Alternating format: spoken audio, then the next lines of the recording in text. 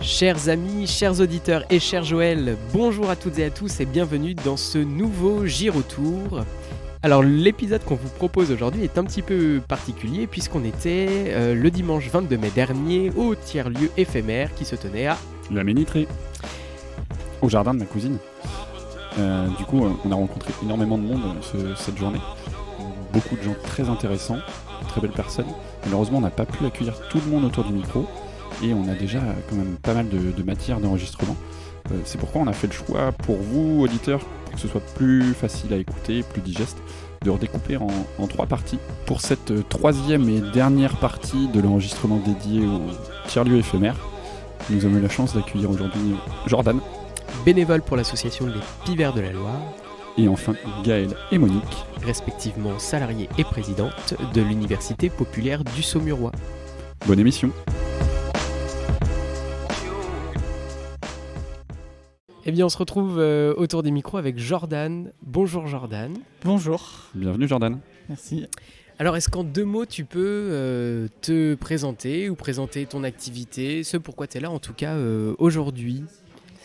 Alors, donc, je m'appelle Jordan, je suis présent avec l'association Les Pivers de la Loire, qui est une association de la Ménitrée, et on mène des actions sur la thématique de l'environnement, et globalement, on est un groupe d'amis qui avons décidé à l'origine qu'est-ce qui nous anime, c'est qu'est-ce qu'on peut faire pour réduire notre impact, et dans l'action, plutôt que dans d'être prostré en disant ça va pas, c'est la fin du monde, on est dans l'action pour être déjà très égoïstement pour pas déprimer et puis pour se dire on fait des choses et puis faire avancer.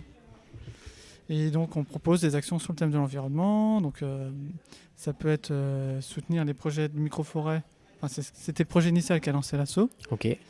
Des actions, alors c'est ponctuel, mais ça peut être de la sensibilisation autour des abeilles et des pollinisateurs. Dans les choses ça c'est ponctuel avec un apiculteur semi-professionnel de la Ménitrée, un ami de l'association. Dans les actions récurrentes, il y a des ramassages de déchets, bord de Loire. Ça peut être aussi des arrachages de plantes invasives. Et dans les projets pérennes, on soutient une association, une épicerie associative, qui s'appelle Le Local, qui a été faite à Longuet, parce qu'on a trouvé le lieu, on a trouvé un local à Longuet, ça s'est fait comme ça. Et après, aujourd'hui, donc sur les actions qu'on a menées, on a proposé des ateliers liniment pour faire son liniment soi-même.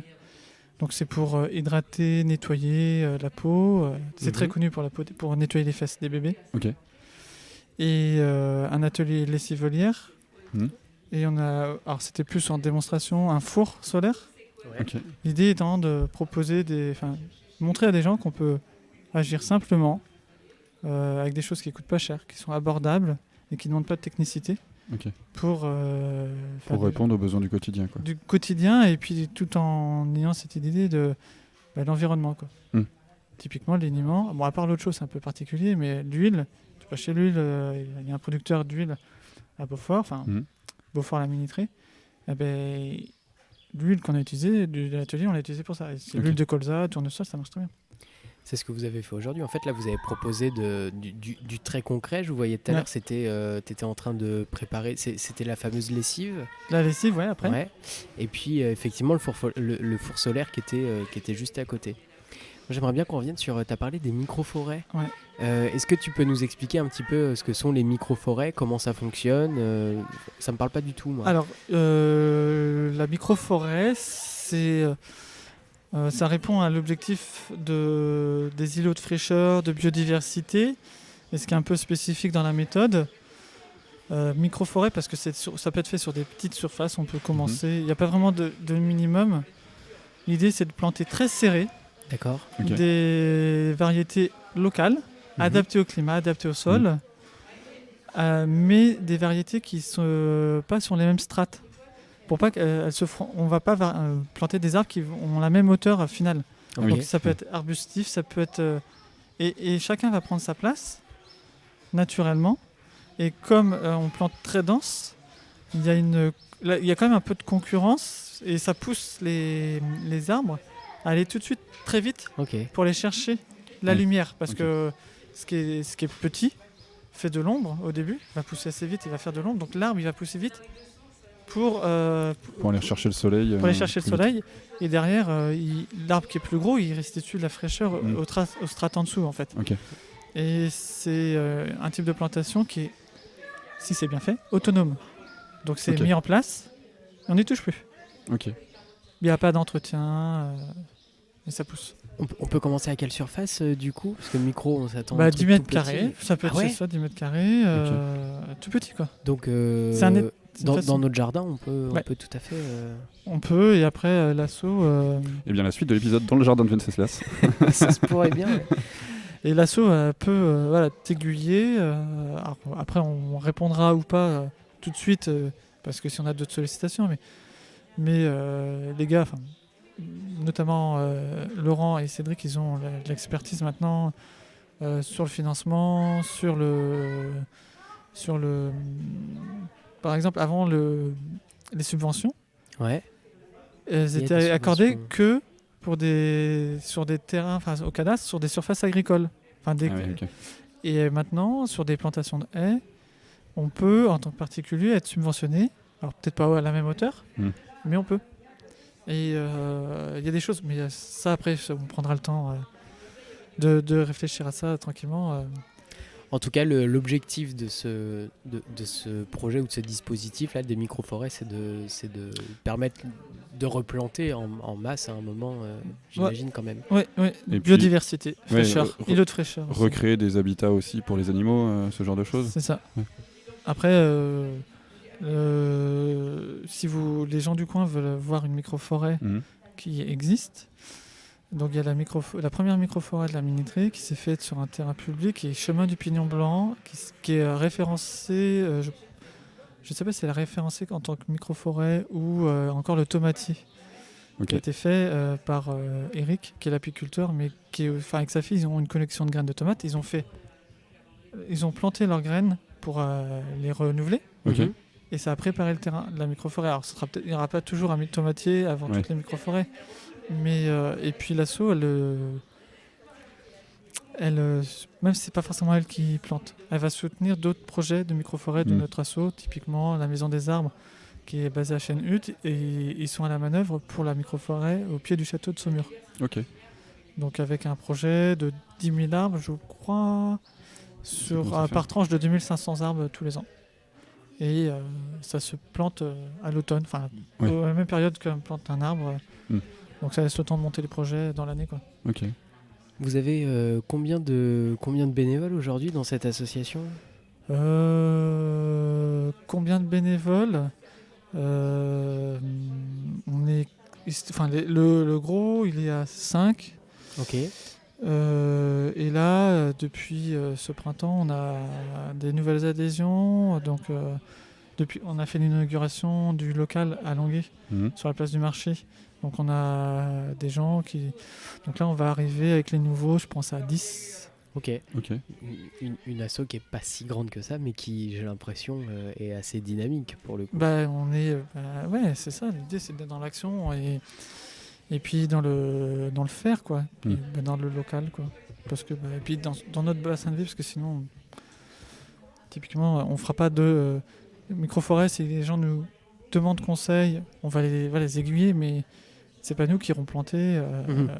Moi, j'ai des gens de Durtal sont passés dans l'après-midi. On n'ira pas à Durtal pour faire. Ils nous ont parlé d'un tiers-lieu, un peu dans le même principe qu'aujourd'hui, éphémère sur l'été. On n'ira pas mettre un stand d'épi vert parce qu'on n'a pas vocation à s'étendre là-bas. Ouais.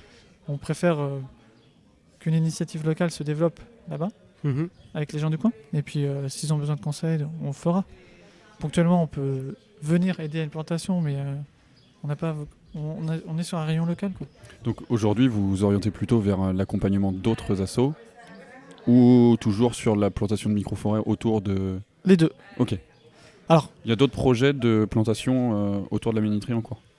Il y a un deuxième projet à la Minuterie qui va se faire sur un terrain privé cette année. Après, donc, on va donner un coup de main à la Maison des Arbres pour leur projet. Donc je pense au château de Semur. Mhm. Je poserai bien la question aux gars, mais ils sont juste derrière, mais je pense pas qu'ils m'entendent. Et après, de toute façon, on communique sur nos actions, sur la page Facebook, sur le site internet, moins facilement parce qu'il faut le mettre à jour. Ouais. C'est un peu plus, on a un peu de travail, mais voilà, on essaie d'être mais si on a maintenant qu'on aura plus de monde, ce sera peut-être plus facile aussi sur certaines actions de réagir, quoi. Mhm. Qu'est-ce qui vous a motivé particulièrement à venir ici aujourd'hui sur ce tiers-lieu éphémère? Alors, je pense, sans en avoir reparlé avec les autres, je pense que... Alors déjà, c'est à la minuterie.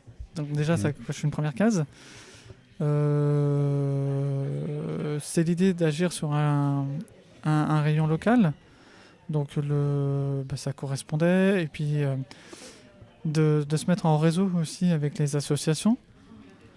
Et puis le jardin de ma cousine qui reçoit le tiers-lieu. Aujourd'hui, c'est une asso... comment dire? J'ai envie de dire une sœur. Enfin, on a des points de convergence forts.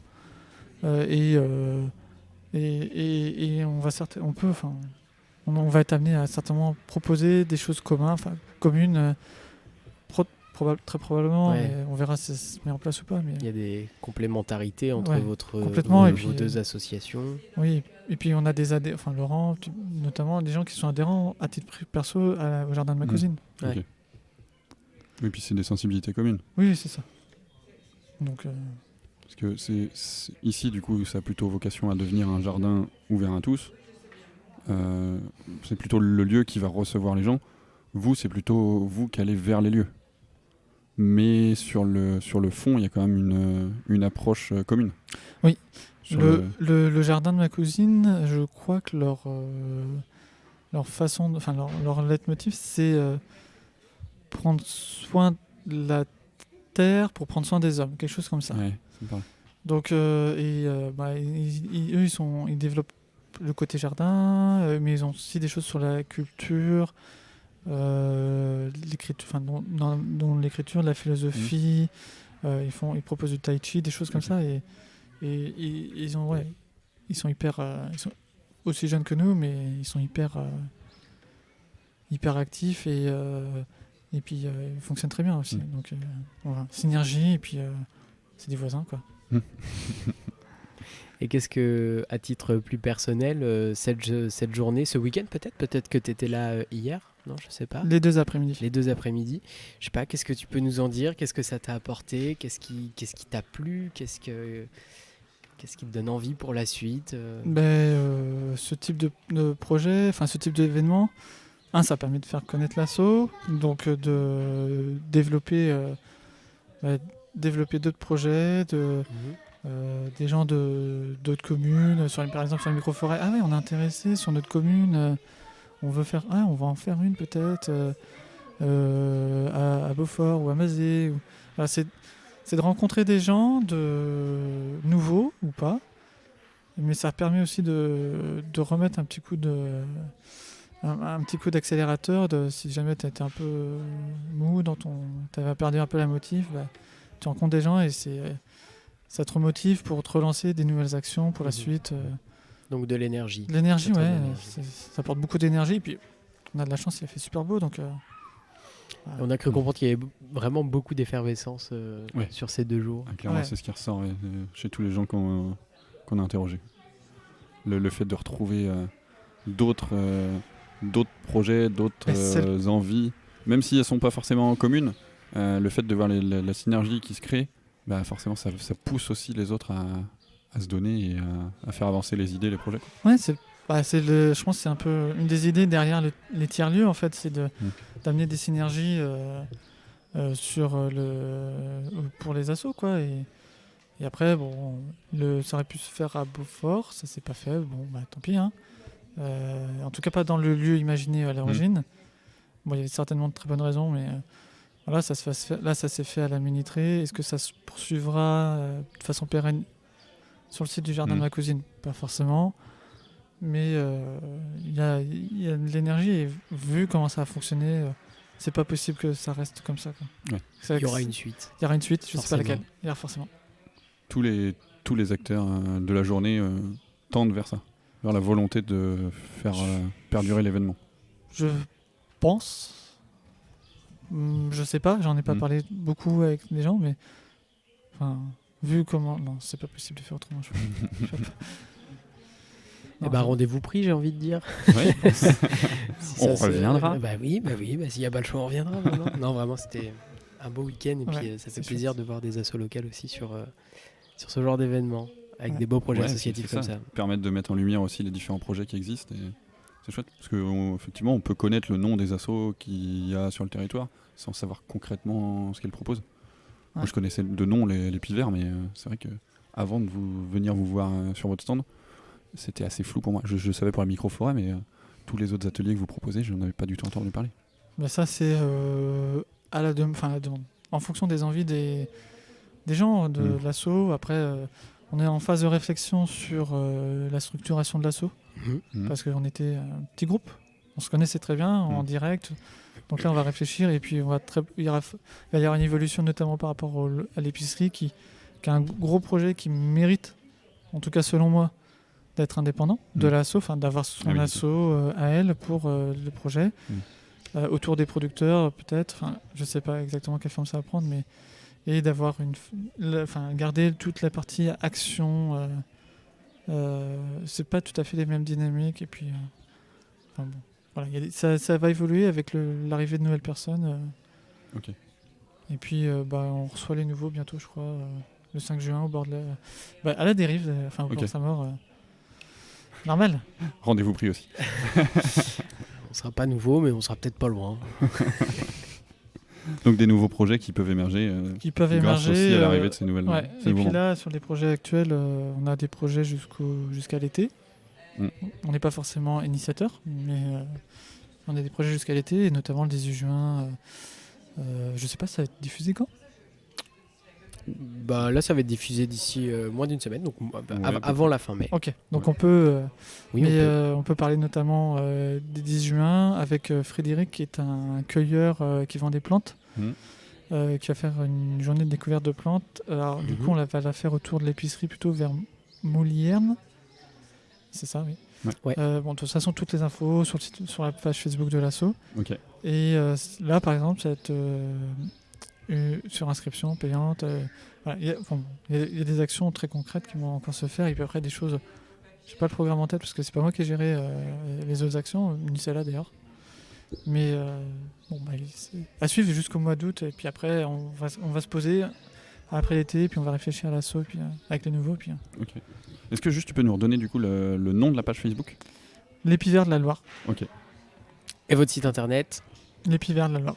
Parfait. .com .fr .com ou .fr, je sais plus. Bon, les Pivers de la Loire. Oui. S'il y a un réflexe, un truc à retenir de. On Voilà, trouvera. les Pivers de la Loire. C'est ça. En 2 mots. Pic. Comme l'oiseau en fait. Ouais, c'est ça.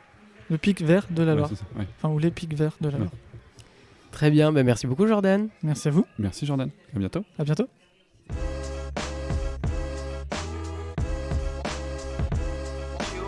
Et on se retrouve avec Monique et Gaël qui vont se présenter tout de suite. Bonjour à vous deux. Bienvenue Bonjour. Monique. Bienvenue Gaël. Alors dites-nous, pour quelle association ou collectif êtes-vous ici ? Donc on est là pour l'Université populaire du Saumurois. On a démarré en fait l'expérience de la création de tiers-lieux il y a plus d'1 an dans la commission du parc naturel régional. Et c'est comme ça qu'on a connu l'expérience qui allait se monter ici à la Ménitrée. Et du coup, nous, on avait pour mission au départ de faire des vidéos pour notre web Télépop, mais aussi d'intervenir au niveau de l'alimentation et principalement pour présenter la sécurité sociale de l'alimentation. Alors qu'est-ce que c'est que la sécurité sociale de l'alimentation ? Alors là, c'est moi qui réponds. Ouais.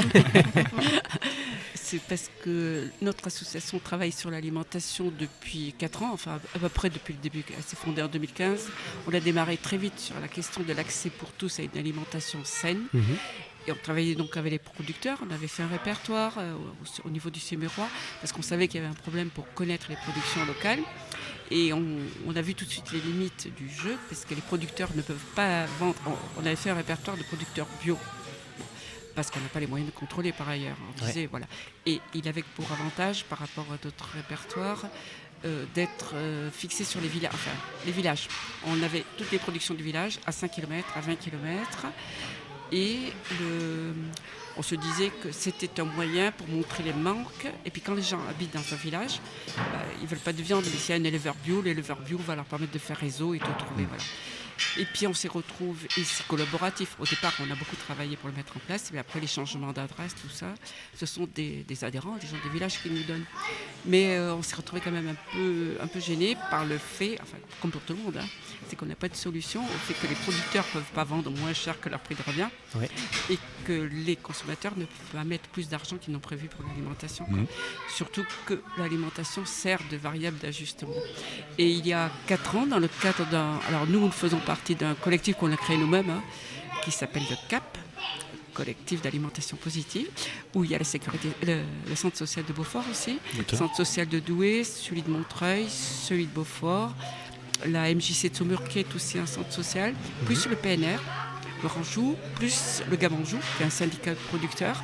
Et avec eux, nous travaillons ensemble à différents projets, des visites de ferme et des choses comme cela. Et là, on avait fait venir quelqu'un qui nous a présenté comme solution la sécurité sociale de l'alimentation. D'ailleurs, je le dis parce qu'il va revenir, c'est Jean-Claude Balbo, il va revenir à Mazé le 28 juin pour présenter la part des autres. Très bien. Et la grande idée, c'est qu'il y a 7 millions de personnes qui sont à l'aide alimentaire. Et de l'autre côté, il y a 250 fermes qui disparaissent par semaine. Voilà. Y compris en Pays de Loire. Oui. Entre 2010 et 2020, c'est entre 37 fermes par jour. C'est 37 fermes par jour qui disparaissaient en Pays de Loire. Nous étions dans les régions où c'était accéléré. Voilà. C'est énorme. Oui, c'est énorme. C'est pas les terres agricoles qui disparaissent. Elles réduisent, mais ce sont les fermes. On est sur des agrandissements de fermes. D'accord. Et donc l'idée, c'est de maintenir les fermes à dimension humaine et des pratiques paysannes. Donc voilà, il nous a expliqué lui-même paysan comment il s'était retrouvé à ne pas pouvoir vendre parce que c'était trop grand, les jeunes ne pouvaient pas acheter. Voilà. Et ils avaient travaillé cette idée de sécurité sociale qu'on a reprise parce que la grande idée, c'est de copier le modèle de la santé de 46. Le modèle 46, pas celui d'aujourd'hui. Enfin, encore qu'il en reste des bouts, mais bon. J'allais dire ce qu'il en reste. Donc tout le monde cotise. C'est un rajout à la cotisation santé. C'est pas aussi cher que la santé. Voilà. Tout le monde reçoit, pauvres ou riches. Le calcul a été fait, ça fait un moment maintenant. Il y a plusieurs associations qui travaillent. Alors, il y a 2 ans, on a décidé qu'avec 150 € par personne et par mois, on arrivait à faire changer les habitudes alimentaires. Voilà. Et puis, le troisième point, qui pour nous est le plus important, c'est la démocratie. Parce que 150 €, c'est pour acheter des produits locaux. Donc des produits conventionnés. Qui conventionne les produits? Donc on a 2 pistes. Et en ce moment, nationalement, c'est notre... nous, on est en train de faire des démonstrations dans un sens. On a d'autres groupes qui font dans un autre sens. On a le choix entre ceux qui sont très pressés, qui disent on fait une convention nationale, comme celle du climat. Et cette convention, bien nourrie par des rencontres avec des experts, choisit une liste de produits nationalement. Et après, on fait des caisses locales au niveau départemental et on trouve des producteurs, des gens pour mettre les choses en place. Et nous sommes sur la démarche. Ça, c'est ceux qui sont pressés. Et qui disent qu'il y a urgence. En quoi il n'y a pas tort, ils n'ont pas tort. Voilà. Et nous disons, pour que ce soit efficace, nous préférons passer par la démocratie au niveau local, c'est-à-dire au niveau... Alors là, il y a 2 possibilités. On est en train de poser les questions pour ça. Au niveau d'un bassin de vie ou au niveau d'un département. On élit en groupe une caisse primaire qui décide, au tirage au sort, qui décide ensemble quels produits conventionnés pour locaux. Toujours, on est toujours sur du local là. Quels produits conventionnés, donc quels produits choisir. Qui on conventionne, où est-ce qu'on consomme nos 150 €, parce qu'il n'y a pas que des produits en vrac à acheter, ça peut être des cantines, ça peut être, faut penser ça, et comment on distribue aussi, pour que tout le monde ait accès, que ce ne soit pas tout concentré dans un seul lieu. Voilà, réfléchir à ces sujets-là, et comment, dans une caisse primaire, c'était la question que nous voulions aborder ici, enfin on commence cette approche, c'est quand on n'est pas d'accord, comment on se met d'accord, Ben oui. donc de quelle aide on a besoin. Parce que nous partons du principe que les citoyens peuvent le faire, mais ils ont quand même besoin d'aide. Donc on devait faire émerger un petit peu les besoins pour arriver à décider. Voilà. Et alors, aujourd'hui, vous en êtes où dans ce processus ? Alors justement, aujourd'hui, c'était notre premier atelier pour voir comment les citoyens, si on les mettait en situation, décidaient à quel problème ils se heurtaient. Alors on ne s'est pas retrouvé dans les conditions idéales parce que l'atelier avait lieu hier, c'était au moment du concert, il y avait du bruit. Mais en même temps, ça nous a quand même donné des pistes. C'est comme quoi, quand on réfléchit en groupe, on voit les questions. Enfin, il n'y a qu'une seule question qui n'a... ça n'a pas été abordé parce qu'en fait ça ne s'est pas posé. Donc, ça montre bien qu'il y a un public qui est assez homogène. C'est que personne n'a dit comment on fait quand on n'est pas d'accord. C'est qu'ils étaient à peu près d'accord entre eux. Hein, les différences n'étaient pas grandes. Est-ce qu'on pourrait avoir ce genre de discussion ? Globalement, ça a donné des choses auxquelles vous vous attendiez sur cet atelier ? Oui, parce que nous, je trouve que ça fait bien émerger ce qu'on voulait faire émerger. C'est que les citoyens, ils préfèrent aider des gens à se transformer que d'aller acheter chez les voisins, par exemple. Aller vite, non. Ouais. Autant aider les... Voilà. Ce genre de choses, il fallait le faire émerger parce que c'était pas possible. Sinon, les discussions, il faut qu'on s'appuie sur des expériences concrètes. Et est-ce qu'ils sont prêts à jouer le jeu ? Oui. Ils ne comprennent rien au départ, mais comme dans les conventions collectives. Oui, voilà. C'est l'échange ensemble qui fait avancer et qui permet de mettre en lumière ce genre de réflexion. Et ils comprennent aussi que ça permet de résoudre beaucoup de problèmes. Voilà, c'est ça. Et c'est ce qu'on doit faire émerger. Alors, c'est vrai que tous ceux qui sont d'accord sur la sécurité sociale de l'alimentation sont d'accord sur les grands principes. Mais après, c'est les détails concrets. Parce qu'on sait bien que ce n'est pas évident à mettre en place et qu'on doit faire comme en 46. C'est-à-dire qu'on aura 7 mois, ils ont eu 7 mois, on aura 7 mois pour mettre en place les bases et après, on sera contré. Alors, y en a qui ne s'impliquent pas, donc des gens connus. Il y en a un qui m'a dit, quelqu'un qui a écrit un livre connu, qui m'a dit superbe idée, mais on veut ne la piquer. Voilà, donc il ne s'impliquait pas. Nous, on n'est pas sur ça. On dit il faut bien la réfléchir. Comment on contrôle pour ne pas que les 150 € servent à aller acheter de la nourriture chez. Enfin, voilà. Pour nous, c'est que de l'alimentaire. Voilà. Donc c'était ça. La grande idée d'aujourd'hui, c'était de tester les ateliers, les citoyens, comme ça, lambda, comment ils réagissent, comment ils prennent ça en charge et faire remonter ça au niveau du national. Parce qu'on va en faire 3 déjà. Donc là, on avait un hier, on en fait un autre le 3 juin à Saumur. On en propose un, on verra s'il se met avec des gens qui sont à l'aide alimentaire. C'est très difficile de mélanger les gens, mais on peut quand même aller voir les uns après les autres. Et puis on peut essayer aussi, parce que tant qu'on n'essaye pas, on ne sait pas ce que ça donne. Voilà, c'est ça. Donc c'était ça qu'on devait faire émerger aujourd'hui. Et l'endroit s'est prêté merveilleusement, même si les conditions de l'atelier n'étaient pas idéales. Pour discuter, c'était génial quand même. Bon, un retour positif. Oui, alors. totalement. Très chouette. Et Gaëlle, de ton côté, alors est-ce que tu peux nous préciser quel est ton rôle en tant que salarié au sein de cette association ? Donc mon titre officiel, c'est coordinatrice. Et en fait, oui, ça correspond bien à tout ce que je fais. C'est-à-dire qu'on a plusieurs thèmes au niveau de l'Unipop. Donc on travaille sur l'alimentation, on a travaillé sur le chanvre. Et donc, ce dont je vous parlais tout à l'heure, on a aussi une web télé qui est pour donner la parole aux jeunes sur le territoire du Saumurois, qui est née de l'idée que les jeunes ne restaient pas sur le Saumurois. Souvent, dès qu'ils avaient la possibilité, ils partaient et que le territoire n'était pas attractif pour faire venir d'autres jeunes. Donc on s'est demandé comment intéresser les jeunes, comment les questionner sur ce qui les ferait rester. Et du coup, on s'est dit que leur donner la parole et en plus leur donner des outils de formation en audiovisuel numérique, ce serait déjà un petit plus. Donc du coup, on a lancé l'idée de la web télé. Donc ça se construit doucement. On y a travaillé d'abord pendant 3 ans avant de mettre officiellement la télé en ligne. Et on s'est affilié à la Fédération de l'audiovisuel participatif pour avoir un réseau aussi de formateurs qui viennent. Et régulièrement, on fait des formations qui sont toutes gratuites. Et qui touchent différents domaines. La dernière était sur le son d'ailleurs, puisque c'est souvent ce qui pêche dans les vidéos. Voilà. Donc après, pour les sujets, c'est en fonction des rencontres et Des désirs. Oui, voilà, des idées. Voilà. Alors, la web télé ne touche pas que les jeunes. Ouais. Il y a des jeunes moins jeunes qui y participent. Et aussi, évidemment, on parle de tous les sujets qu'on travaille dans l'Unipop. Ok, votre public cible, votre tranche d'âge cible, vous allez jusqu'à quel âge à peu près? En fait, on n'a pas de limite. Ouais. Voilà. Pour l'instant, on démarrait autour de 17 ans, mais là, la semaine prochaine, on va interviewer le conseil municipal des jeunes de Saumur, donc ça c'est plutôt des 10-12 ans. Voilà, donc c'est une nouvelle approche. Et au fur et à mesure que les rencontres se font, et alors les plus âgés, il n'y a pas de limite. Voilà. Et en termes de diffusion, ça se passe comment du coup? Il y a des choses tous les jours, il y a des programmes... Non, tous les jours, ouais. Non. L'année dernière, sur 2021, on était vraiment fiers de nous. On a posté 56 vidéos. Donc plus d'une par semaine. Voilà, alors c'est une moyenne, Ouais, parce ouais, que parfois, voilà, on dit qu'on publie entre 2 et 5 vidéos par mois. Ok. Ah oui, c'est pas Voilà. mal quand même déjà. Alors après, il y en a des toutes très courtes et puis il y en a d'autres plus longues. Voilà, on fonctionne par principe d'émission. Par exemple, on a une émission qui s'appelle So Music Interlive, et là on va interviewer des musiciens au local. Okay. Et le principe de l'émission, c'est une partie interview et un live. Voilà.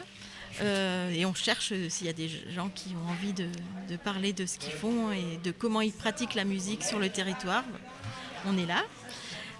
Sinon, on a une émission qui s'appelle Derrière les façades. Et là où on soulève des sujets, c'est une personne qui vient raconter une expérience qui souvent est cachée derrière les façades, bien ravalée, mais qui en fait sont souvent en souffrance. Et du coup, c'est une façon d'attirer l'attention sur ces problématiques. Puisque aussi l'idée qui a porté la création de l'université populaire, c'est le pouvoir d'agir citoyen. Donc de dire que en se rencontrant, en travaillant ensemble, eh bien on pouvait nous-mêmes apporter des idées et des solutions pour améliorer la vie sur le territoire. Voilà. Donc les émissions contribuent aussi à ça. Voilà, on a par exemple soulevé la problématique des étudiants. Puisque le pôle universitaire qui vient d'être construit à Saumur a été construit sans restauration collective. Donc on n'a pas imaginé que les étudiants mangeaient, et ni même qu'ils se logeaient. Les étudiants étudient, c'est tout. Voilà, c'est tout. Voilà, ils vivent d'amour et de frais. Exactement. Voilà. On a tous été étudiants, c'est ce que c'est. Enfin là, il n'y avait même pas une cafétéria. Voilà. Il n'y a toujours pas. Et toujours pas. Non. Et alors, non, parce que les bâtiments sont finis.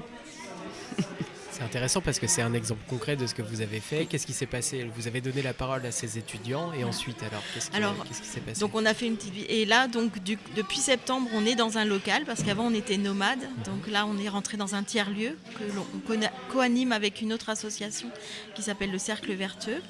Et ça nous permet maintenant de diffuser les vidéos en présentiel, j'aime pas ce mot, mais enfin en présence des gens plutôt, voilà. Et du coup, pour les étudiants, on a essayé de faire venir les gens du Saumurois pour discuter, essayer de trouver des solutions. Donc il y a l'association Territoire Zéro Chômeur qui était venue présenter son projet de faire un plat végétarien qui pourrait être distribué, mais au départ à 50 étudiants pour 4 €. Voilà, donc c'était une petite première solution. Et il n'y a pas d'autres solutions qui sont intervenues depuis, mais on espère qu'un collectif d'étudiants va aussi se mettre en place, parce que nous, on n'est pas pour faire à la place des gens. C'est sûr. Voilà, on veut bien accompagner, encourager, donner des outils pour se mobiliser, mais c'est d'abord les étudiants qui doivent eux-mêmes prendre en charge leur défense. Mais là, c'est un problème grave quand même. On leur a quand même donné quelques notions. L'histoire pour les boursiers, ne pas avoir accès à leur repas à 1 €, ils n'ont rien comme autre solution. Il n'y a aucune restauration collective pour les jeunes à Saumur. Maintenant que le restaurant Habitat Jeunes du Saumurois a été fermé l'année dernière, il n'y a rien. Donc ils mangent des kebabs, des pizzas, ou ils se font à manger pour ceux qui savent se faire à manger. Donc leur dire il y a une rupture d'égalité, parce qu'en tant que boursier, vous avez droit quand même à votre repas à 1 €. Leur donner quelques notions de base quand même dans les revendications, quoi. Et même le ticket restaurant Oui, universitaire est à 3,50 € je crois. Donc ici, il n'y a pas de restaurant Oui, universitaire, donc c'est-à-dire ils qu'il y n'ont pas a accès. derrière la restauration universitaire, il y a quand même à la fois une question quand même de santé publique, une question d'accès au droit, enfin Oui, la c'est question ça. du droit commun, qui du coup est pas du tout respectée sur Voilà. sur Saumur. Bon, c'est pas la seule ville, hein, mais Oui. c'est Et nous, là, on vient de construire. C'est ça ce qui est très C'est grave, ça. c'est que Pour le 700 pôle étudiants. universitaire, Et donc, alors, c'est un petit peu bizarre aussi, il faut dire qu'on est dans une drôle de situation. C'est l'État d'habitude qui construit l'université. Là, c'est la région qui a pris la décision avec l'aglo. Ils ont dégagé du terrain, c'est un terrain qui était habité, ils ont dégagé du terrain pour y faire. Ils ont plusieurs projets, donc cette antenne de l'université d'Angers, mais ils ont prévu petit, c'est-à-dire qu'eux-mêmes se retrouvant limités parce qu'il y a plus d'étudiants que prévu, parce qu'ils n'avaient pas pensé à la restauration. Eh bien, ils ont rien. Alors, je sais pas. C'est assez étrange On comme a l'impression situation. d'être dans un cul-de-sac presque. Oui, totalement. C'est un petit peu aussi l'impression de gens responsables qui suivent le sujet, se disent mais va falloir casser quelque chose là-dedans, changer le projet. Ils ont du terrain à côté. Eh bien, il faut changer. Il ne faut pas faire ce qu'ils avaient dit intention de faire, mais finir un projet qui n'a pas été bien mené, quoi. Et passer peut-être par l'intérêt, enfin, écouter un petit peu les gens. Il se trouve que nous, on avait attiré l'attention, on a fait partie du PAT, c'est-à-dire le projet d'alimentation territoriale qui était travaillé l'année dernière à Saumur. Et on avait attiré, il y a des élus, on leur a attiré l'attention, on a dit mais attendez, vous n'avez rien prévu comme restauration. On pensait qu'il y aurait quand même une cafétéria, mais on savait qu'il n'y avait pas de restaurant universitaire. Bon, on a fait la rentrée comme si de rien n'était. Ils n'en ont pas du tout tenu compte. Et on peut même ajouter qu'en fait, on avait déjà fait une première vidéo parce qu'on faisait des ateliers vidéo justement à Habitat Jeune du Saumurois et on était intervenu en janvier 2020 et janvier-février et c'est là où en fait les étudiants qui logeaient à Habitat Jeune du Saumurois ou ceux qui se nourrissaient seulement sont revenus des vacances de Noël et on leur a appris que le 17 janvier, le restaurant qui servait à l'époque de Resto U fermait, donc 10 jours après leur rentrée. Et du coup, ils ont voulu faire une petite vidéo qui exprime ça, cette surprise. Donc il y a une petite vidéo qui s'appelle Du jour au lendemain sur Télépop et qui exprime cette surprise. Et déjà, on interpellait sur le fait qu'il n'y avait plus de nourriture pour les étudiants sur de restauration collective sur le Saumurois. Mais on se disait, dans 1 an et demi, il va y avoir le nouveau. On se disait, ils auraient pu attendre que le nouveau ouvre. En fait, à l'époque, on n'avait pas conscience que dans le nouveau, il n'y aurait pas non plus de restaurant. Voilà. Le problème de l'alimentation nous fait toucher à tous les autres problèmes. Voilà. Et tous les publics. Oui. Du coup, vous avez un beau combat et vous avez non mais en réalité vous avez de quoi faire parce que c'est vrai que c'est une thématique transversale à plein d'autres choses dans la vie de toutes et tous. Oui, c'est ça. Et on se rend compte qu'avec la sécurité sociale de l'alimentation, on se rend compte qu'on a un moyen qui touche c'est radical quand même. Alors, on n'a pas besoin de prendre de front les supermarchés, l'agro-industrie. On met en place des choses qui sapent leur manière de fonctionner. On leur enlève leur clientèle, quoi. Mais petit à petit, et les gens choisissent. C'est-à-dire on ne les force pas à venir. Les produits conventionnels sont choisis par eux. Ils les choisissent s'ils n'en veulent pas, mais l'argent reste à la caisse. C'est tout. Et l'argent qui reste à la caisse va servir à acheter du foncier, ça, certains y pensent, mais aussi sûrement à mettre en place de la transformation locale de produits locaux pour ne pas faire venir de partout. Il faut essayer d'être le plus résilient possible. Ce n'est pas seulement des questions environnementales. Là. C'est être le moins dépendant de l'extérieur, les questions d'énergie, tout ça. Voilà. Donc transformer localement tout ce qui a disparu sur les 30 dernières années et petit à petit les remettre en place, peut-être d'une autre manière, peut-être d'une manière plus collective, au lieu de faire un charcutier ici, un meunier là et un boulanger là. Peut-être qu'il faut faire, mais il faut réfléchir à d'autres manières de faire, mais des manières qui correspondent aux besoins d'aujourd'hui avec des problèmes d'énergie, les problèmes de chaleur, les problèmes d'eau, enfin les problèmes qui s'accumulent, voilà, et le problème de l'accès à la nourriture dans la dignité. Parce que ça aussi, dans le respect des différences culinaires aussi, le respect des végétariens, des choses comme ça, pas évident. Tous ceux qui sont à l'aide alimentaire se plaignent. Ce serait une vraie solution pour apporter une alimentation saine, choisie, locale pour tous, pour maintenir les paysans sur le territoire et leur permettre de faire une agriculture qui serait plus dans le respect de l'environnement. Donc voilà, ça répond à tout un tas de problématiques. Et ça donne aussi, on s'en rend compte, ça donne aussi aux citoyens les moyens de peser sur les politiques agricoles européennes. On ne peut pas décider à leur place, mais on peut peser quand même. La PAC, c'est pas du tout normal qu'elle aille qu'à l'hectare. C'est pas normal qu'elle aide à financer l'aide alimentaire, puisque les dons, soi-disant alimentaires, les dons des supermarchés sont défiscalisés. C'est-à-dire que ce n'est pas des dons. Oui, voilà. Ils sont même obligés de les faire et ils sont payés pour. Donc ils font traiter leurs déchets par les bénévoles qui font la distribution. C'est totalement scandaleux ce qui se passe. En plus, c'est un peu le monde à l'envers. Oui, totalement. Ouais. Mais les gens ne s'en rendent pas toujours compte. Mais non, parce qu'il faut connaître ce fonctionnement-là. Oui, c'est ça. Il faut savoir comment ça se passe en coulisses. Ça coûte très cher en plus. Jamais, les gens ne se rendent pas compte, l'alimentation n'a jamais coûté aussi cher. À force de vouloir faire des prix bas, on passe notre temps à mettre de l'argent public pour aider les paysans à vivre, ils n'y arrivent pas. Il y en a beaucoup, il y a 19% qui vivent au-dessous du seuil de pauvreté, ils ont beau travailler comme des dingues. Alors, ils vivent grâce à l'argent de la PAC, c'est de l'argent. 77% des revenus, c'est l'argent de la PAC. Ouais. Et c'est énorme. C'est énorme. C'est quand même dingue de se dire que ce que l'on produit, et on est quand même sur un métier noble, totalement. Que ce que l'on produit ne nous suffit pas à vivre. Enfin, c'est une hérésie de se dire ça. Voire on travaille même pour rien. certaines Tout productions. à fait le contraire. C'est-à-dire que tout est produit pour le marché, c'est-à-dire que ça part à l'extérieur, ça circule dans tous les sens, c'est pas produit pour nourrir. Ce qui fait que si on ne trouve pas les gens qui ont le pouvoir d'achat, c'est détruit. Ou alors c'est défiscalisé, mais il y a beaucoup de destruction. Franchement, c'est parce que c'est pensé non pas pour nourrir comme autrefois. Alors, on reprend toute l'histoire de l'humanité et on se retrouve avec des pouvoirs publics qui tenaient à nourrir la population. Il ne fallait pas qu'il y ait des révoltes de la faim. Donc les gens élus, quelle que soit la manière d'élire, ils assuraient du blé sur place, la farine, enfin le minimum, quoi. Et puis c'est passé aux acteurs privés petit à petit. Et eux, tout leur intérêt, mais c'est la règle du jeu, quoi. C'est de faire de l'argent, c'est de trouver un public qui achète leurs produits. Et le reste, ils ne sont pas là pour nourrir. Oui. Ils ne sont pas là pour nourrir. Eux, il faut qu'ils gagnent de l'argent, même ne serait-ce que se payer leur propre travail. Voilà. Mais alors, en général, en plus, la spéculation, il y a plein de choses autour. Il ne faut pas oublier, dans les produits que nous achetons sur le supermarché, le producteur, il n'a que 6%. Il n'y a que beaucoup d'intermédiaires entre-temps. Oui, 6%. 6%. Surtout quand on cherche à tirer les prix au plus bas toujours. Oui, c'est ça.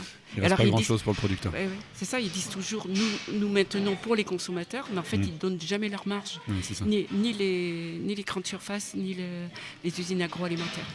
Et très grave aussi, mais alors là, il y a un rapport parlementaire qui avait fait le point là-dessus, c'est que dans les produits transformés dans les usines agroalimentaires, la réglementation n'est pas sérieuse, elle n'est pas sévère, ni la française ni l'européenne. Ce qui fait qu'on peut intoxiquer, et c'est ce qui arrive, avec des produits qui sont vendus. Ça arrive. Pas seulement les fraudes, c'est-à-dire qu'on met dans les aliments des produits qui ne devraient jamais être consommés. Et donc ça donne des pathologies chroniques. Et pour le rapport parlementaire, c'est la première cause de mortalité en France maintenant. La mauvaise alimentation, ça ne se voit pas de suite. Non. Ouais. Et puis on n'insiste pas beaucoup dessus, j'ai l'impression. Ouais. Quand même. Et puis il y a un coût, au niveau de quand on dit qu'elle coûte cher, c'est le coût de la santé aussi. Voilà.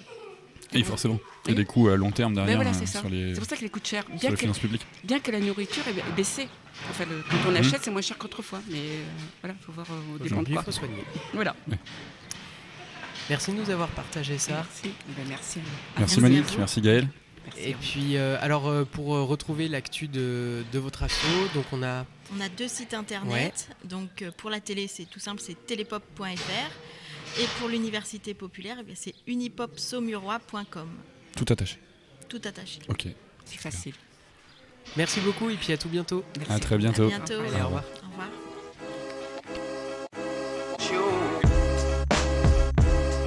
Nous voilà arrivés à la fin de cette série spéciale consacrée au tiers-lieu éphémère qui se tenait le 22 mai dernier à la Méniterie.